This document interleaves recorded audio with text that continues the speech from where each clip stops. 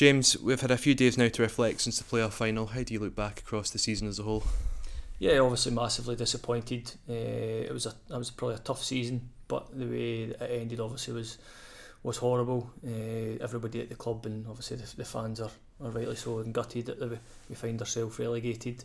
And I think obviously from myself and probably the football department, we can only apologise for that. Obviously we hadn't been good enough throughout the season, and then especially over the two games against Dundee. But I say sometimes you just need to take your medicine now as well, and I say if that flat comes my way, then personally I deal with that, and then we're just obviously now planning and looking forward for next season. It's been a whirlwind few years from the highs of Europe to obviously that playoff final. Does this kind of feel like the start of a new era for the club, obviously with yourself and Tommy at the helm? Yeah, it is. Obviously the club have had some real recent success as well, and it's kind of been a downward spiral from then, so we all have to take responsibility for that. Players, staff, I know the board have obviously taken some as well, kind of post-match during the week, so but it's important that we kind of stick together as well. We are a great club. We've obviously found ourselves in a tough and a kind of sticky position just now, but obviously with the new manager as well that we've got, and obviously the amount of players that we've got out of contract, it's an opportunity now for Tommy to build his squad and move forward. We've spoken to members of the board on Kelly TV about their ambitions for the club. On the football side, how do you define our goals for next season and beyond?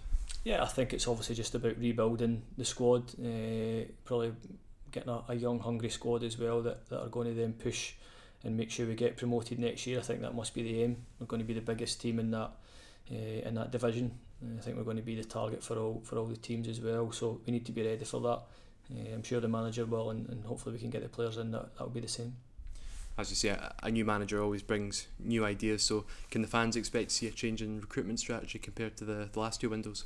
Yeah, and I suppose one of the problems with that is that we've had success with the players, and the older players certainly, that have been great servants to this club, and I think probably the squad hasn't been strong enough to either push them on a daily and a weekly basis, or to come in when required and show that consistency, then to stay in and kind of phase the older ones out. So I think it's something we've looked at previously. We knew we had to lower the age of the squad. It was just difficult probably to find that within budget. So for instance, we've not had probably many younger ones coming through from the academy in recent years, which helps balance the books, but also gives you that kind of fresh energy and enthusiasm as well that we've possibly missed this season.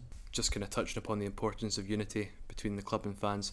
That's been evident this year, hasn't it, with paying the fine and obviously fans coming out in their numbers to buy stuff from the shop and season tickets as well.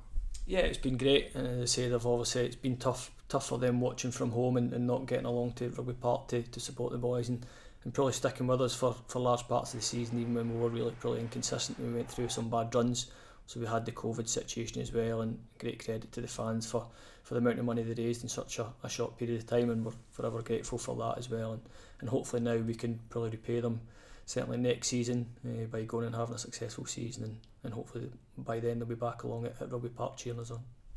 It's not long until the new season now. Can you tell us a little bit about what pre-season will look like?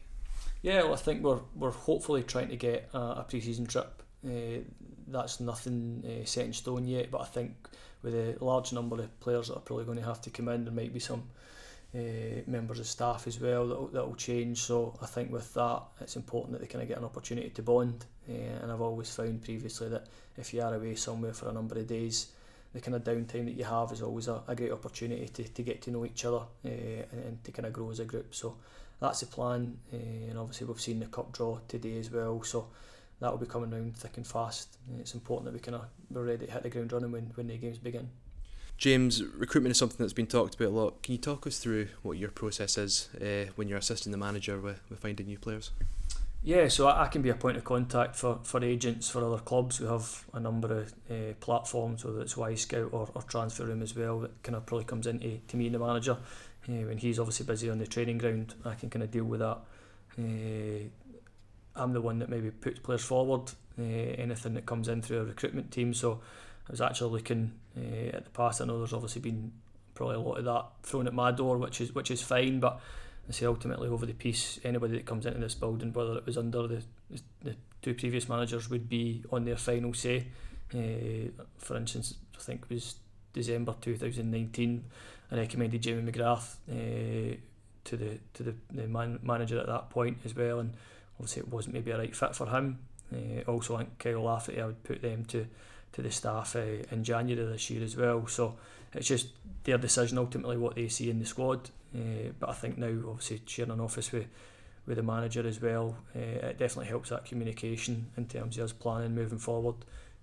But obviously, just wanted to affirm anybody that comes in will be on the manager's choice, and that's not to blame anybody or pointing the fingers. Ultimately, that's how it works in terms of my role in a manager at the club. Some other clubs have a head coach and have a director of football or a head of football operations that may select the players. That's not how it works here. So as I say, it's been a real team effort between myself, the manager, and Paul Stevenson certainly over the last 2 or 3 weeks in terms of planning for the future, and that's been full steam ahead this week again. Just obviously maybe looking at slightly different targets with the Championship now in mind. Last season's done and dusted. We look forward to our campaign in the Championship now. A lot of excitement ahead, new players coming in, some new faces to cheer on. How much of an impact will the fans buying season tickets, how much will that help you and Tommy and Paul Stevenson when you're assembling your squad for this new season? How much a help will that be?